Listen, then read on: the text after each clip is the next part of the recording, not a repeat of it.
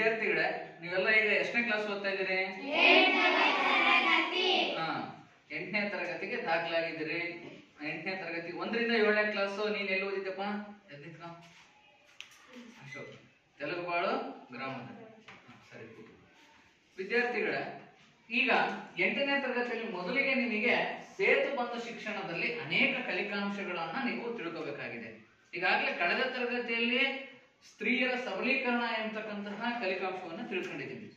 ಇಂದು ನಾವು ಮತ್ತೊಂದು ಕಲಿಕಾಂಶವನ್ನು ತಿಳ್ಕೊಳ್ಳೋಣ. ಅದಕ್ಕಿಂತ ಮುಂಚೆ ನಾನೊಂದು ಸಣ್ಣ ಕಥೆಯನ್ನ ಹೇಳ್ತೀನಿ, ಅದನ್ನ ಕೇಳ್ಕೋಬೇಕು. ಈ ಕಥೆಯಿಂದ ನಿಮ್ಗೆ ಏನ್ ತಿಳಿಯಿತು ಅಂತ ನನಗೆ ಹೇಳ್ಬೇಕಾಗುತ್ತೆ. ಹಾಗಾಗಿ ಗಮನ ಇಟ್ಟು ಕೇಳ್ಬೇಕಾಗತ್ತೆ ಕಥೆ. ಸರಿ. ಒಂದ್ಸರಿ ಒಬ್ಬ ರೈತ ಬಡ ಜೀವನವನ್ನ ನಡೆಸ್ತಾ ಇರ್ತಾನೆ ಊರಲ್ಲಿ. ಮಳೆ ಬರೋದಿಲ್ಲ, ಅವನು ಹಾಕಿದಂತಹ ಬೆಳೆ ಕೈಗೆ ಬರುವುದಿಲ್ಲ. ಹಾಗಾಗಿ ಅವನ ಕುಟುಂಬಸ್ಥರು, ಅವನ ಹೆಂಡತಿ, ಮಕ್ಕಳು ಬಹಳ ಕಷ್ಟದಲ್ಲಿ ನೋವು ಪಡ್ತಕ್ಕಂಥ ಪರಿಸ್ಥಿತಿ ಬರುತ್ತೆ. ಅವರಿಗೆ ಆಹಾರಕ್ಕೂ ಕೂಡ ಗತಿ ಇಲ್ಲದಂತ ಪರಿಸ್ಥಿತಿ ಬರುತ್ತೆ.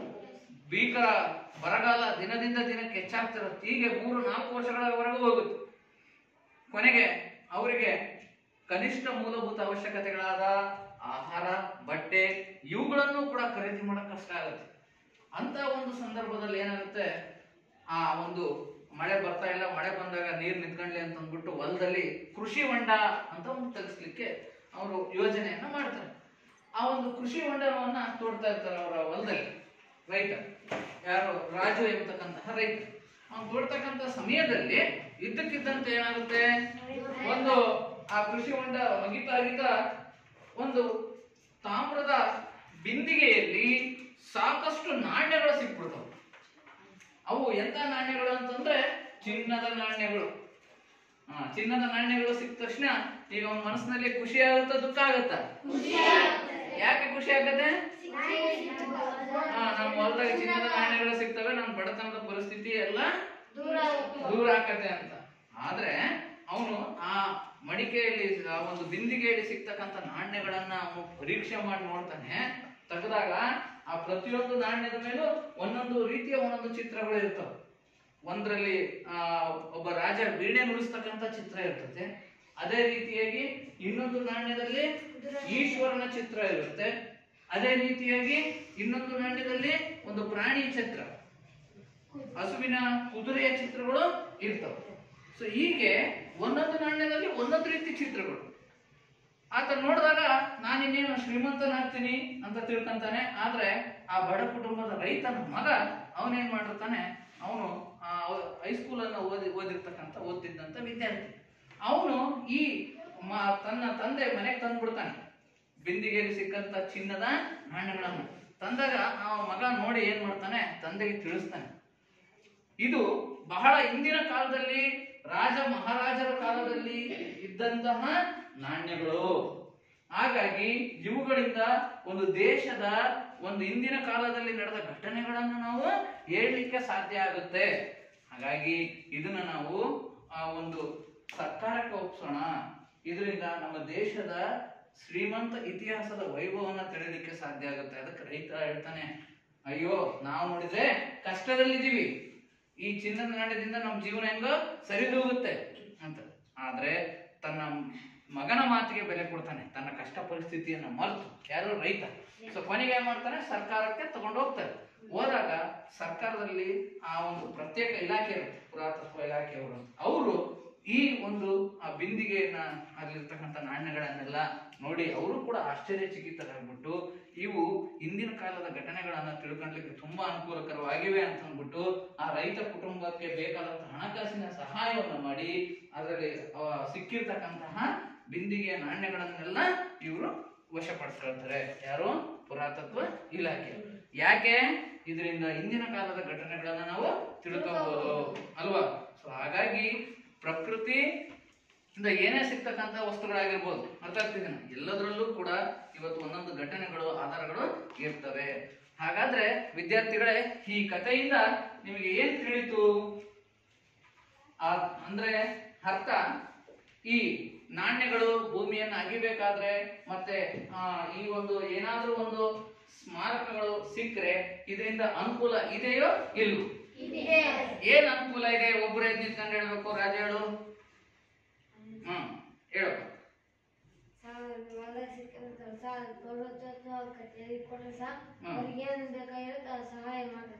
ಹೌದು. ಸೊ ಇದರಿಂದ ಆ ಒಂದು ಇತಿಹಾಸಕ್ಕೆ ಸಂಬಂಧಪಟ್ಟ ಘಟನೆಗಳನ್ನ ನಾವು ತಿಳ್ಕೋಬಹುದು. ಅರ್ಥ ಆಗ್ತಿದ್ದೇನೆ? ಸರಿ, ಹಾಗಾದ್ರೆ ವಿದ್ಯಾರ್ಥಿಗಳೇ, ಇವತ್ತು ನಾವು ಈ ಒಂದು 8ನೇ ತರಗತಿಯ ಒಂದು ಕಲಿಕಾಂಶವಾಗಿರ್ತಕ್ಕಂತಹ ಇತಿಹಾಸದ ರಚನೆಯಲ್ಲಿ ಆಧಾರಗಳ ವಿಭಾಗವನ್ನ, ವಿಂಗಡಣೆ ವಿಧಗಳನ್ನ ನಾವು ಈ ತರಗತಿಯಲ್ಲಿ ತಿಳ್ಕೊಳ್ಳೋಣ. ಹಾಗಾಗಿ ರಫ್ ನೋಟ್ ಅಲ್ಲಿ ನೀವೆಲ್ಲರೂ ಕೂಡ ಇಂದಿನ ಕಲಿಕಾಂಶವನ್ನ ಬರ್ಕೋಬೇಕಾಗುತ್ತೆ. ಇತಿಹಾಸದ ರಚನೆಯಲ್ಲಿ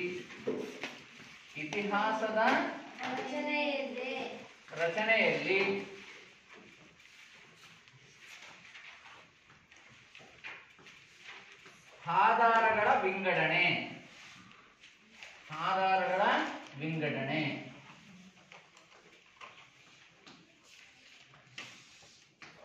ಇತಿಹಾಸದ ರಚನೆಯಲ್ಲಿ ಆಧಾರಗಳ ವಿಂಗಡಣೆ. ಫಸ್ಟ್ ಆಧಾರಗಳು ಅಂದ್ರೆ ಏನು ಅಂತ ನಾವು ತಿಳ್ಕೋಬೇಕಾಗಿದೆ. ಈಗ ಆಧಾರಗಳು ಅಂತಂದ್ರೆ ಇತಿಹಾಸ ರಚನೆಗೆ ಬೇಕಾಗುವ ಮೂಲ ಸಾಮಗ್ರಿಗಳನ್ನೇ ನಾವು ಆಧಾರಗಳೆಂದು ಕರೆಯುತ್ತೇವೆ.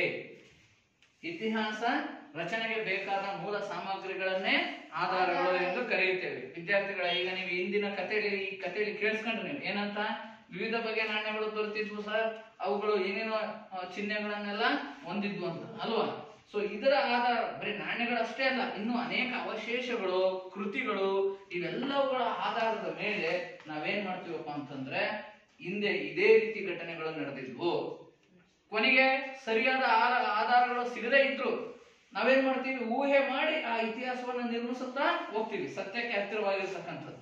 ಸೊ ಹಾಗಾಗಿ ಈ ಒಂದು ಆಧಾರಗಳು ನಮಗೆ ಯಾವುದಕ್ಕಪ್ಪ ಅನುಕೂಲ ಅಂತಂದ್ರೆ, ಗತಕಾಲದಲ್ಲಿ ಗತಿಸಿದ ಘಟನೆಗಳನ್ನ ನಾವು ತಿಳಿದುಕೊಳ್ಳಲು ಸಾಧ್ಯ ಆಗುತ್ತದೆ.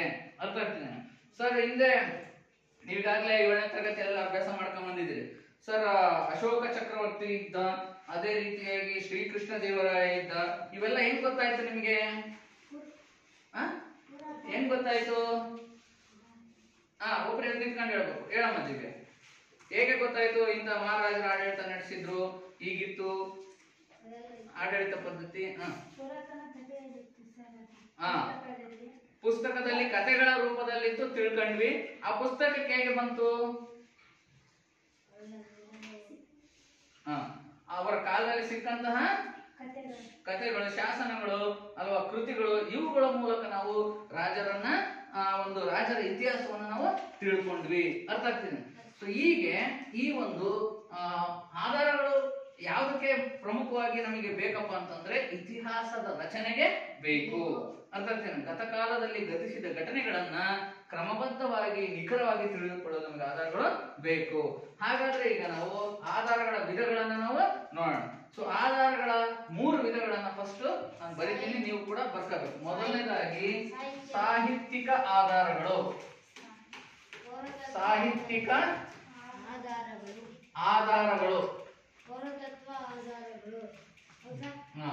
ಎರಡನೇದು ಪುರಾತತ್ವ ಆಧಾರಗಳು. ಬರ್ಕೋಬೇಕೆಲ್ಲರೂ. ಪುರಾತತ್ವ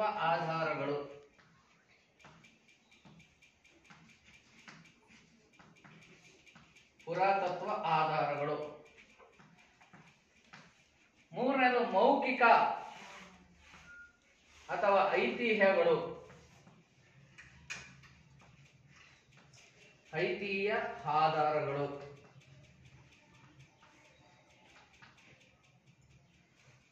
ಸೊ ಹೀಗೆ ಆಧಾರಗಳ ವಿಧಗಳನ್ನ ನಾವು ಗಮನಿಸ್ತೀವಿ. ಈ ಸಾಹಿತ್ಯಿಕ ಆಧಾರಗಳು ಅಂತಂದ್ರೆ ಏನು? ಬಹಳ ಹಿಂದಿನ ಕಾಲದಲ್ಲಿ, ರಾಜ ಮಹಾರಾಜರ ಕಾಲದಲ್ಲಿ ಇದ್ದಂತಹ ಕವಿಗಳು ಅವರು ಅನೇಕ ಕೃತಿಗಳನ್ನ ರಚಿಸಿದ್ದಾರೆ, ಗ್ರಂಥಗಳನ್ನ ರಚಿಸಿದ್ದಾರೆ. ಉದಾಹರಣೆಗೆ ಕೌಟಿಲ್ಯನ ಅರ್ಥಶಾಸ್ತ್ರ, ಮೆಗಸ್ತನೀಸನ ಇಂಡಿಕಾ, ಇವೆಲ್ಲವುಗಳಲ್ಲಿ ಆ ಒಂದು ರಾಜರ ಆಳ್ವಿಕೆಯನ್ನ ನಾವು ಕಾಣ್ತೀವಿ. ನೋಡಿ, ಬಾಣ ಹರ್ಷಚರಿತೆ, ಬಾಣ ಎಂಬತಕ್ಕಂಥ ಕವಿ ಹರ್ಷಚರಿತೆ, ಅದರಲ್ಲಿ ವರ್ಧನ ಸಾಮ್ರಾಜ್ಯದ ಹರ್ಷವರ್ಧನನ ಆಳ್ವಿಕೆಯನ್ನು ನಾವು ಗಮನಿಸ್ತೀವಿ. ಸೊ ಹೀಗೆ ಈ ಸಾಹಿತ್ಯಿಕ ಆಧಾರಗಳನ್ನು ಮತ್ತೆ ನಾವು ಏನ್ ಮಾಡ್ತೀವಿ, 2 ಭಾಗಗಳಾಗಿ ಮಾಡ್ತೀವಿ ಸಾಹಿತ್ಯಿಕ ಆಧಾರಗಳನ್ನು. ಮೊದಲನೇದಾಗಿ ದೇಶೀಯ ಸಾಹಿತ್ಯ ಆಧಾರಗಳು.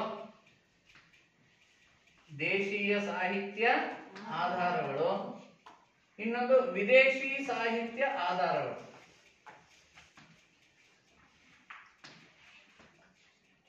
ವಿದೇಶಿ ಸಾಹಿತ್ಯ ಆಧಾರಗಳು, ದೇಶೀಯ ಸಾಹಿತ್ಯ ಆಧಾರಗಳು, ವಿದೇಶಿ ಸಾಹಿತ್ಯ ಆಧಾರಗಳು. ಸರಿ, ಈಗ ಆ ದೇಶೀಯ ಸಾಹಿತ್ಯ ಆಧಾರಗಳಲ್ಲಿ ಎರಡು ಉದಾಹರಣೆಗಳನ್ನ ಕೊಡಿ ಅಂತಂದ್ರೆ ಯಾರು ಹೇಳ್ತೀರಿ ನೀವು?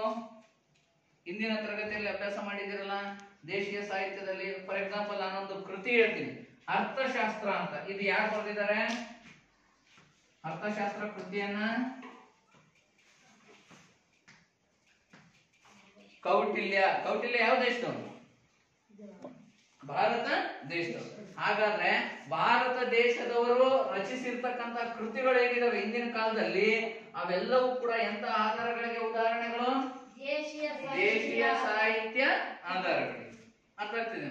ಅದೇ ರೀತಿ ಬಾಣನ ಹರ್ಷಚರಿತೆ, ಅರ್ಥ ಆಗ್ತಿದೆ? ಅದೇ ರೀತಿ ಗತಾ ಸಪ್ತಶತಿ, ಹಾಲರಾಜ ಬರೆದಿರ್ತಕ್ಕಂಥದ್ದು ಗತಾ ಸಪ್ತಶತಿ.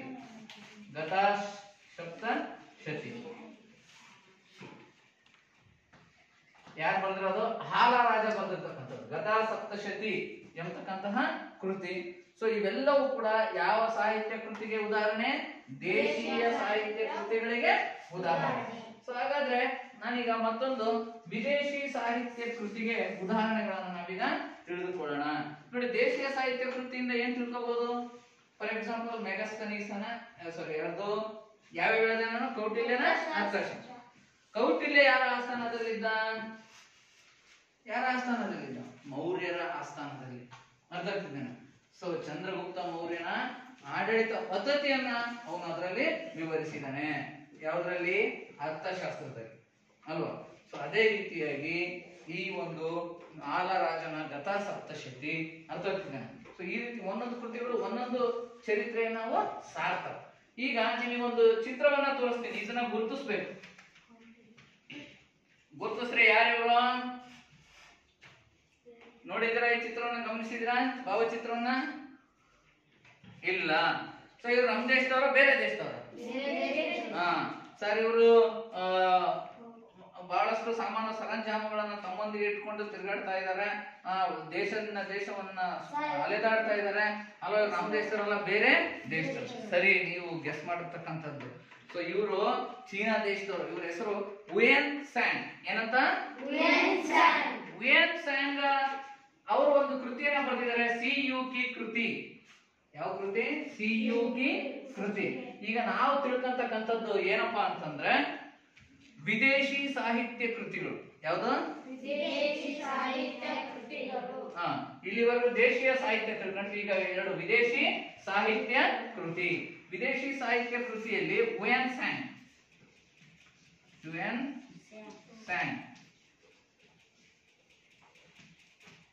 ಸಿಯುಕಿ ಕೃತಿ. ಹುಯೆನ್ ಸಾಂಗ್ನ ಕೃತಿ ಯಾವುದು? ಸಿಯುಕಿ ಕೃತಿ.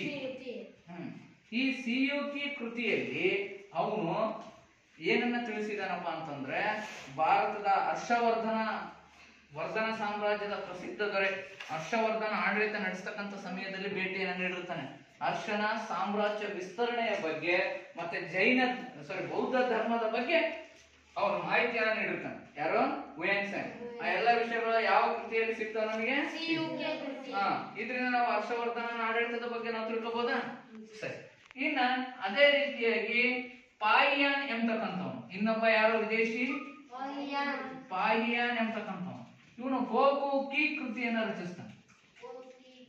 ಫೋಕು ಕಿ ಎಂಬತಕ್ಕಂಥ ಕೃತಿಯನ್ನ ರಚಿಸ್ತಾನೆ. ಅದೇ ರೀತಿಯಾಗಿ ಮೆಗಸ್ತನೀಸ್, ಇನ್ನೊಬ್ಬ ಯಾರು? ಮೆಗಸ್ತನೀಸ್ ಇಂಡಿಕಾ ಕೃತಿಯನ್ನ ರಚಿಸ್ತಾನೆ.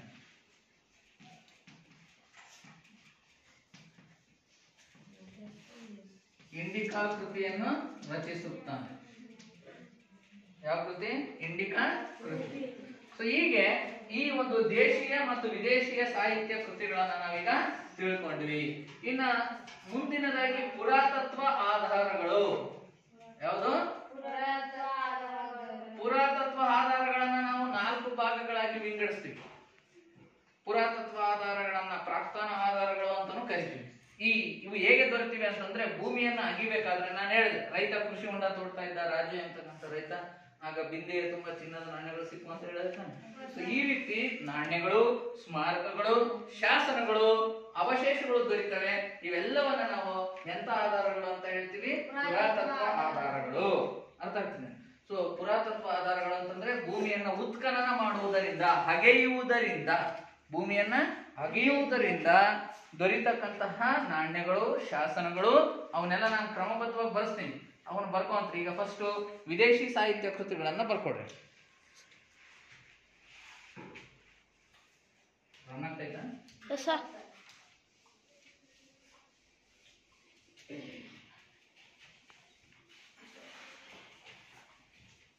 ಈಗ ಪುರಾತತ್ವ ಆಧಾರಗಳ 4 ವಿಧಗಳನ್ನ ಬರ್ಕೋಬೇಕಾಗುತ್ತೆ. ಬರ್ಕೊಡ್ರಿ. ಮೊದಲನೇದಾಗಿ ಶಾಸನಗಳು,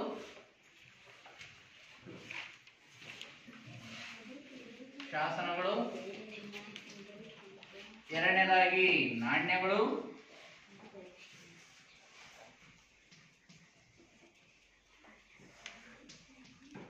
ಮೂರನೇದಾಗಿ ಸ್ಮಾರಕಗಳು, ನಾಲ್ಕನೇದಾಗಿ ಅವಶೇಷಗಳು. ಅಷ್ಟು ಬರ್ಕೊಡ್ರಿ ನಿಧಾನವಾಗಿ. ಅವಶೇಷಗಳು,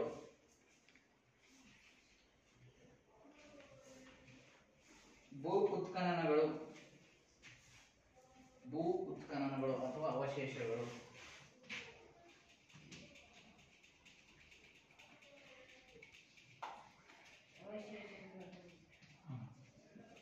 ಬರ್ದಾ? ಈಗ ಒಂದೊಂದು ಪುರಾತತ್ವ ಆಧಾರಗಳ ಬಗ್ಗೆ ನಾವು ತಿಳಿದುಕೊಳ್ಳೋಣ. ಶಾಸನಗಳು ಅಂದ್ರೆ ಏನು? ಯಾರಾದ್ರೂ ಕೇಳಿದಿರಾ, ನೋಡಿದಿರಾ? ಎದ್ನಿತ್ಕ ಹೇಳಪ್ಪ. ದುರ್ಗೇಶ್ ಹೇಳು. ಶಾಸನಗಳು ಅಂದ್ರೆ ಏನು? ನಿನಗೇನ್ ತಿಳಿದಿದೆ ಶಾಸನಗಳು ಅಂದ್ರೆ? ಹಿಂದಿನ ಕಾಲದಲ್ಲ, ಹಿಂದಿನ ಕಾಲದಲ್ಲಿ ಆಗಿ ಹೋದ ಯಾವ್ದ್ರ ಮೇಲೆ ಬರೆದಿರ್ತಾರೆ? ಕಲ್ಲಿನ ಮೇಲೆ ಬರೆದಿರ್ತಾರ ಸರ್ ಘಟನೆಗಳು. ಅವನ ಶಾಸನಗಳು ಅಳಿಸಿ ಹೋಗ್ತಾವ? ಯಾವ ಕಾಲಕ್ಕೂ ಅಳಿಸಲ್ಲ ಅಲ್ವಾ? ಸರಿ, ನೀವ್ ಹೇಳ್ತಾ ಇರೋದು ಸರಿ ಇದೆ. ಶಾಸನಗಳು ಅಂದ್ರೆ ಕೊರೆಯಲ್ಪಟ್ಟಿರುವುದು. ಯಾವುದರ ಮೇಲೆ? ತಾಮ್ರದ ಹಾಳೆಗಳು, ಬಂಡೆಗಳು, ಮತ್ತೆ ಕಲ್ಲಿನ ಮೇಲೆ, ಚಪ್ಪಡಿಗಳ ಮೇಲೆ, ಕಲ್ಲು ಚಪ್ಪಡಿಗಳ ಮೇಲೆ ಏನ್ ಬರವಣಿಗೆ ಬರೆದಿರ್ತಾರೆ ಸರ್, ಅದನ್ನ ನಾವು ಶಾಸನಗಳು. ಕರೆಕ್ಟ್, ನೀವು ಹೇಳ್ತಾ ಇರೋದು ಗೊತ್ತಾಗ್ತೈತೆ. ಸೊ ಈ ಶಾಸನಗಳನ್ನ ರಾಜ ಮಹಾರಾಜರು ಯಾಕೆ ನಿರ್ಮಿಸಿದ್ರು, ಕೆತ್ತಿಸಿದ್ರು? ಯಾಕೆ ಕೆತ್ತಿಸಿರ್ಬೋದು? ಇವತ್ತು ನೀವು ಅನೇಕ ಭಾಷೆಗಳನ್ನ ಮಾತಾಡ್ತೀರಲ್ಲಪ್ಪ, ಒಬ್ಬ ನಿಂತ್ಕೊಂಡು ಹೇಳ್ತೀರಾ? ಯಾರು? ನೀನ್ ಹೇಳಮ್ಮ ದುರ್ಗಮ್ಮ, ಹೇಳು. ಯಾವ್ಯಾವ ಭಾಷೆಗಳನ್ನ ಮಾತಾಡ್ತಾರೆ ಜನ ಇವತ್ತು?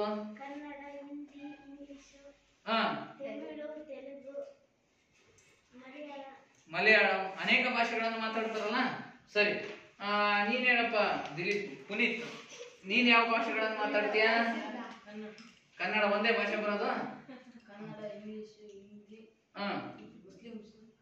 ಉರ್ದು. ಸರಿ, ಹಾಗಾದ್ರೆ ಆಗಿನ ಕಾಲದಲ್ಲಿ ರಾಜರು ಅನೇಕ ತಮ್ಮದೇ ಆದಂತಹ ಭಾಷೆಗಳಲ್ಲಿ ಏನ್ ಮಾಡಿದ್ರು? ಲಿಪಿಗಳಲ್ಲಿ ಶಾಸನಗಳನ್ನ ಕೆತ್ತಿಸಿದರು. ನೋಡಿ, ಈಗ ಹೇಳಿದ್ರಲ್ಲ, ಕನ್ನಡ, ಮರಾಠಿ ಎಲ್ಲಾ ಭಾಷೆಗಳಲ್ಲೂ ಶಾಸನಗಳು ನಿರ್ಮಾಣ ಆಗಿವೆ. ಆದ್ರೆ ಪ್ರಪ್ರಥಮ ಬಾರಿಗೆ ಭಾರತದಲ್ಲಿ ನಿರ್ಮಾಣ ಆಗಿರ್ತಕ್ಕಂಥದ್ದು ಬ್ರಾಹ್ಮಿ ಲಿಪಿ ಮತ್ತು ಪ್ರಾಕೃತ ಲಿಪಿ. ಬ್ರಾಹ್ಮಿ ಭಾಷೆಯಲ್ಲಿ ಈ ಒಂದು ಅಶೋಕ ತನ್ನ ಶಾಸನಗಳನ್ನ ಕೆತ್ತಿಸಿರ್ತಾನೆ. ಶಾಸನಗಳನ್ನ ನಿರ್ಮಿಸುವುದರಲ್ಲಿ ಅತ್ಯಂತ ಹೆಚ್ಚಿನ ಶಾಸನ, ಮೊಟ್ಟ ಮೊದಲ ಬಾರಿಗೆ ಶಾಸನಗಳನ್ನ ನಿರ್ಮಿಸಿದಂತ ಕೀರ್ತಿ ಅಶೋಕ ಚಕ್ರವರ್ತಿಗೆ ಸಲ್ಲುತ್ತದೆ. ಸೊ ಹೀಗೆ ಶಾಸನಗಳು ಅಂದ್ರೆ ಏನು? ಸೊ ಕೆತ್ತಿರ್ತಕ್ಕಂಥದ್ದು, ಕೊರೆಯಲ್ಪಟ್ಟಿರ್ತಕ್ಕಂಥದ್ದು ಯಾವುದರ ಮೇಲೆ? ತಾಮ್ರದ ಹಾಳೆಗಳಾಗಿರ್ಬೋದು, ತಾಮ್ರ ಪಟ ಅಂತ ಕರಿತೀವಿ. ಸೊ ಅದೇ ರೀತಿ ಬಂಡೆಗಲ್ಲುಗಳು, ಚಪ್ಪಡಿ ಕಲ್ಲುಗಳು, ಸ್ತಂಭಗಳು. ಈ ಶಾಸನಗಳಲ್ಲಿ ಅನೇಕ ಶಾಸನಗಳು ನೀವು ಈಗಾಗಲೇ 7ನೇ ತರಗತಿ ತನಕ ತಿಳ್ಕೊಂಡಿದ್ದೀರಿ. ಯಾವ ಒಂದೆರಡು ಶಾಸನಗಳ ಹೆಸರು ಹೇಳ್ತೀರಾ? ಕನ್ನಡದ ಮೊಟ್ಟ ಮೊದಲ ಶಾಸನ ಯಾವುದು? ಎದ್ನಿತ್ಕೊಳಪ್ಪ. ಯಾವ ಶಾಸನ? ಹಲ್ಮಿಡಿ ಶಾಸನ ಕನ್ನಡದ ಮೊದಲ ಶಾಸನ. ಆ ಶಾಸನ ಯಾವ ದೊರೆಯ ಬಗ್ಗೆ ಬೆಳಕು ಚೆಲ್ಲುತ್ತೆ? ಅಶೋಕ ಅಲ್ಲ, ಕಾಕುತ್ಸ ವರ್ಮ, ಕದಂಬ ದೊರೆ ಕಾಕುತ್ಸ ವರ್ಮನ ಬಗ್ಗೆ ಮಾಹಿತಿಯನ್ನ ನೀಡುತ್ತದೆ. ಅರ್ಥ ಆಗ್ತಿದ್ದಾನೆ? ಸೊ ಈ ಟೈಪ್ ವನವಾಸಿಯ ಕದಂಬರು ಅಂತ ಹೇಳ್ತೀವಲ್ಲಪ್ಪ ಅವು. ಮತ್ತೆ ಇನ್ನು ಶಾಸನಗಳು, ತಿಮ್ಲಾಪುರ ದೇವಸ್ಥಾನದ ಹತ್ರ ಯಾವ್ದಾದ್ರು ಶಾಸನ ಇದೆನಾ? ತಿಮ್ಲಾಪುರದವ್ರು ಯಾರಿದ್ದೀರಿ? ಎದ್ದೇಳ ದಿವ್ಯ. ತಿಮ್ಲಾಪುರದಲ್ಲಿ ಪ್ರಾಚೀನ ಕಾಲದ ದೇವಸ್ಥಾನ ಐತಿ ಅಂತ ಕೇಳ್ಪಟ್ಟಿದ್ದೀನಿ. ಅಲ್ಲಿ ಶಾಸನ ಇದೆನಾ? ಇದೇನಾ? ಒಂದ್ಸರಿ ನಾವು ಕ್ಷೇತ್ರ ಅಧ್ಯಯನಕ್ಕೆ ಅಂತ ಹೋದಾಗ ಆ ಒಂದು ಶಾಸನವನ್ನ ನೋಡೋಣ ಕೂತು. ಸೊ ಇನ್ನ ಅದೇ ರೀತಿಯಾಗಿ ಈ ಶಾಸನಗಳಲ್ಲಿ ಈಗ ತಿಳಿಸ್ದಂಗೆ ಒಂದು ಅಲ್ಮಿಡಿ ಶಾಸನ, ಅದೇ ರೀತಿ ಐಹೊಳೆ ಶಾಸನ ರವಿಕೀರ್ತಿ ರಚಿಸಿರ್ತಕ್ಕಂಥದ್ದು. ಸೊ ಅದೇ ರೀತಿಯಾಗಿ ಇನ್ನು ಅನೇಕ ಶಾಸನಗಳನ್ನ ನಾವು ಉದಾಹರಣೆಗಳಾಗಿ ನೀವು ಶಾಸನಗಳ ಪಟ್ಟಿಗಳನ್ನು ನಮಗೆ ಹೇಳ್ಬೇಕಾಗ್ತದೆ.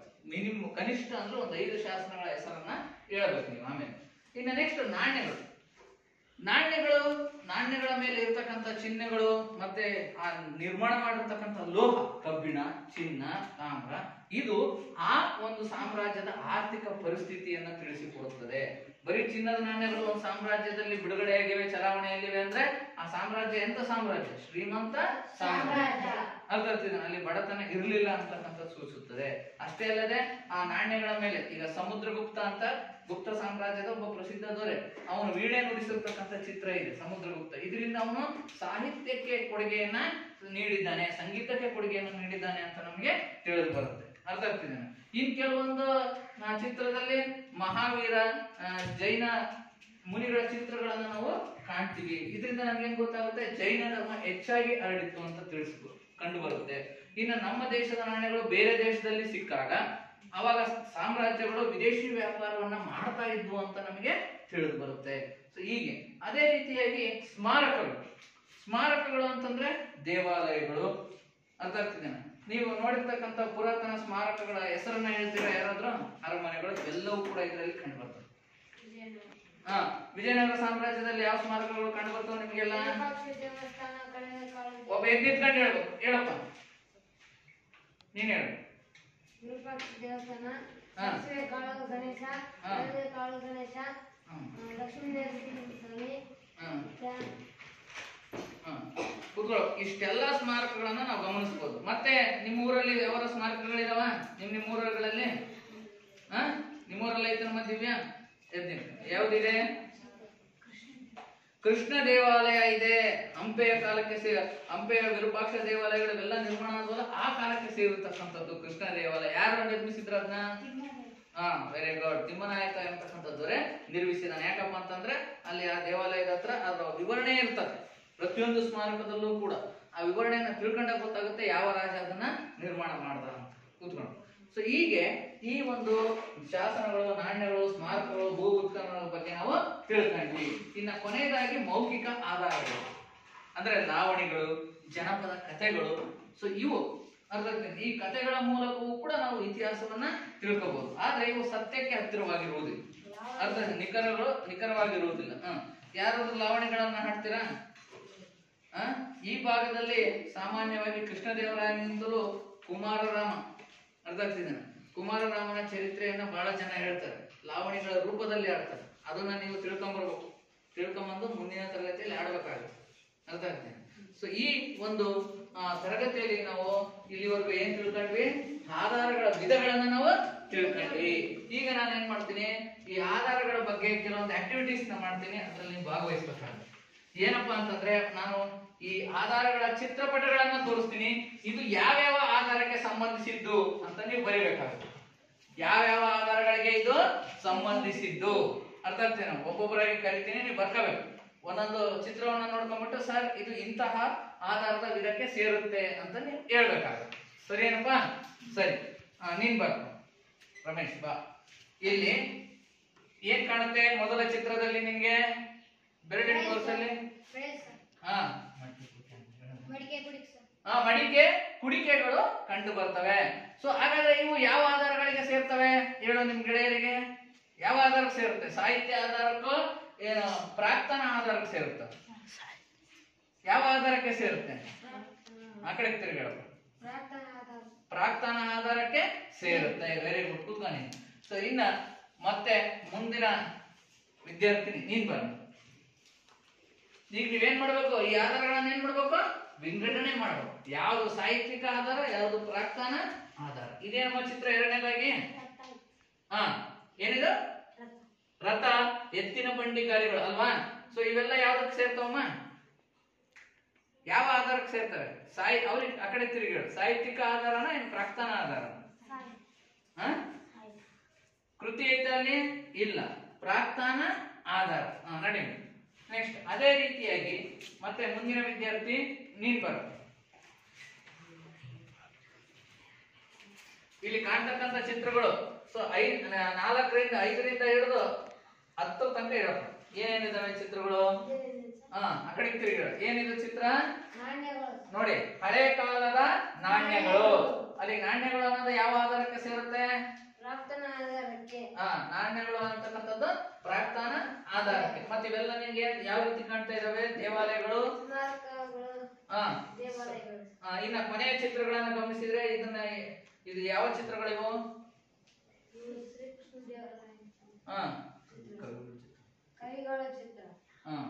ಸೊ ಇವೆಲ್ಲ ಕವಿಗಳ ಚಿತ್ರ. ಇವೆಲ್ಲ ಯಾವ ಆಧಾರಗಳಿಗೆ ಉದಾಹರಣೆಗಳನ್ನ ನಾವು ಕೊಡಬಹುದು?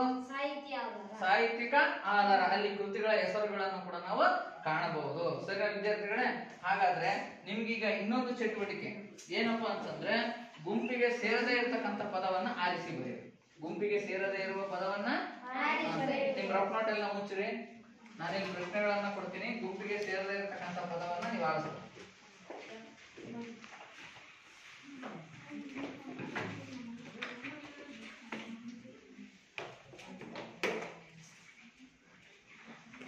ನಾಣ್ಯ, ದೇವಾಲಯ, ಅರಮನೆ.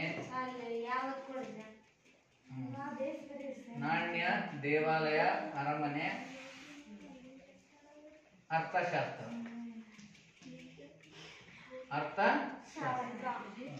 ಇದರಲ್ಲಿ ಯಾವ ಗುಂಪಿಗೆ ಸೇರದೆ ಇರ್ತಕ್ಕಂಥ ಪದ? ಯಾರು ಹೇಳ್ತೀರಿ? ಒಬ್ಬ ನಿಂತ್ಕೊಂಡು ಹೇಳ್ರಿ. ನೀನ್ ಹೇಳ. ಯಾವ್ದು ಗುಂಪಿಗೆ ಸೇರದೆ ಇರ್ತಕ್ಕಂಥ ಪದ? ರಾಘವೇಂದ್ರ, ಯಾವ್ದು ಗೊತ್ತಾಗ್ತಿಲ್ಲ? ಅರ್ಥ ಜೋರ ಹೇಳು. ಅರಮನೆ ಅಲ್ಲ, ನಿಮ್ಗೆ ಹಾಗೆ. ಅರ್ಥಶಾಸ್ತ್ರ. ಯಾವುದು ಗುಂಪಿಗೆ ಸೇರದೆ ಇರ್ತಕ್ಕಂಥದ್ದು? ಯಾಕೆ ಇದು ಗುಂಪಿಗೆ ಸೇರದೆ ಇರ್ತಕ್ಕಂಥ ಪದ? ಒಬ್ರು ನಿಂತ್ಕೊಂಡು ಹೇಳ್ರಿ. ಹೇಳ, ಕರೆಕ್ಟ್ ಹೇಳ. ಇವು ಮೂರು ಯಾವ ಆಧಾರಗಳಿಗೆ ಸೇರಿದ್ದು? ಸಾಹಿತ್ಯಿಕ ಆಧಾರ, ಪ್ರಾಕೃತ ಆಧಾರ. ಪ್ರಾಕೃತ ಇದೊಂದು ಸಾಹಿತ್ಯಿಕ. ಇನ್ನು ಎರಡನೇದಾಗಿ ಹುಯೆನ್ ಸಾಂಗ್,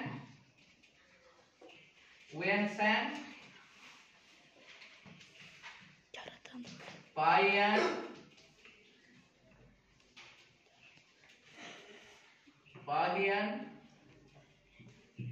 ಶ್ರೀ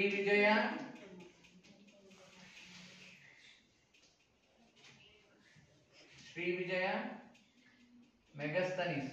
ಯಾರು ಬರ್ತೀರಿ ಗುಂಪಿಗೆ ಸೇರದ ಪದವನ್ನು ಆರಿಸ್ಲಿಕ್ಕೆ? ಇಲ್ಲಿ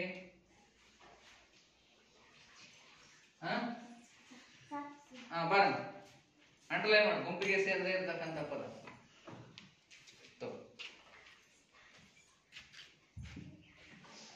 ಯಾವುದು? ಉತ್ತರ ಹೇಳಮ್ಮ. ಯಾಕೆ ಶ್ರೀ ವಿಜಯ? ಈ ಕಡೆ ತಿರುಗಿ ಹೇಳಮ್ಮ.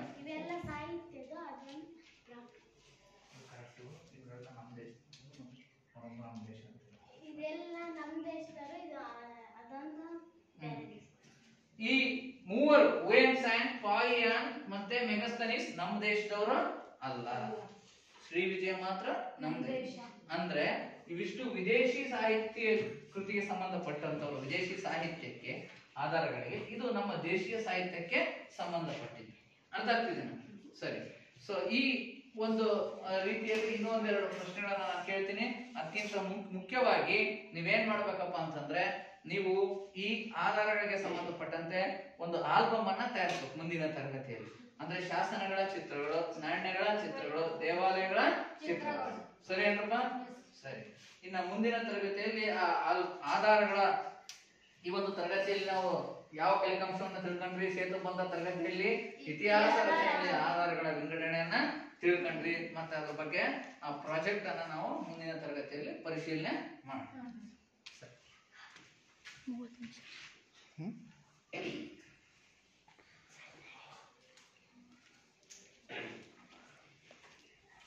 ಇದಕ್ಕೆ ಸಂಬಂಧಪಟ್ಟಂತೆ ನೀವು ಆಲ್ಬಮ್ ತಯಾರಿಸಬೇಕಾಗುತ್ತೆ, ಗೊತ್ತಾಯ್ತು?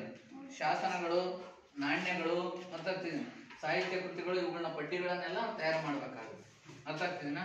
ಸೊ ಇಷ್ಟು ಈ ಒಂದು ಪಾಠಕ್ಕೆ ಸಂಬಂಧಪಟ್ಟಂತೆ ಗೃಹ ಕೆಲಸ. ಮನೇಲಿ ಹೋಗ್ಬಿಟ್ಟು ಏನ್ ಮಾಡ್ಬೇಕು, ಸಾಹಿತ್ಯಿಕ ಆಧಾರಗಳಿಗೆ ಕವಿ ಒಂದು 4 ಹೆಸರುಗಳನ್ನು, ಯಾವ ಕೃತಿಗಳನ್ನ ಅವ್ನು ರಚನೆ ಮಾಡಿದಾನೆ ಅವುಗಳನ್ನ ಪಟ್ಟಿ ಮಾಡ್ಬೇಕು. ಅದೇ ರೀತಿಯಾಗಿ ಒಂದು 5 ಶಾಸನಗಳ ಹೆಡ್ಡಿಂಗ್ ನಲ್ಲಿ ಶಾಸನಗಳನ್ನ ನೀವು ಪಟ್ಟಿ ಮಾಡಬೇಕು. ಮತ್ತೆ ಸ್ಮಾರಕಗಳ ಅಂತ ಹೆಡ್ಡಿಂಗ್ ಹಾಕೊಂಡ್ಬಿಟ್ಟು ಅವು ಒಂದು 5 ಸ್ಮಾರಕಗಳನ್ನ ಪಟ್ಟಿ ಮಾಡಬೇಕು. ಇನ್ ಕೆಲವರು ಏನ್ ಮಾಡ್ಬೇಕು, ಅದಕ್ಕೆ ಆಲ್ಬಮ್ ಅನ್ನ ತಯಾರಿಸ್ಬೇಕು. ಅಂದ್ರೆ ಚಿತ್ರಗಳನ್ನ ಸಂಗ್ರಹಿಸ್ಬಿಟ್ಟು ಒಂದು ಹಾಳೆಗೆ ಅಂಟಿಸ್ಕೊಂಡ್ಬಿಡ್ಬೇಕು. ಸೊ ಇದು ಆಧಾರಗಳಿಗೆ ಸಂಬಂಧಪಟ್ಟಂತೆ ನೀವು ನಿರ್ವಹಿಸಬೇಕಾದಂತ ಮತ್ತೊಂದು ಚಟುವಟಿಕೆ. ಅರ್ಥ ಆಯ್ತಪ್ಪ? ಸೊ ಇಲ್ಲಿಗೆ ಈ ಒಂದು ತರಗತಿನ ನಾವು ಮುಗಿಸೋಣ.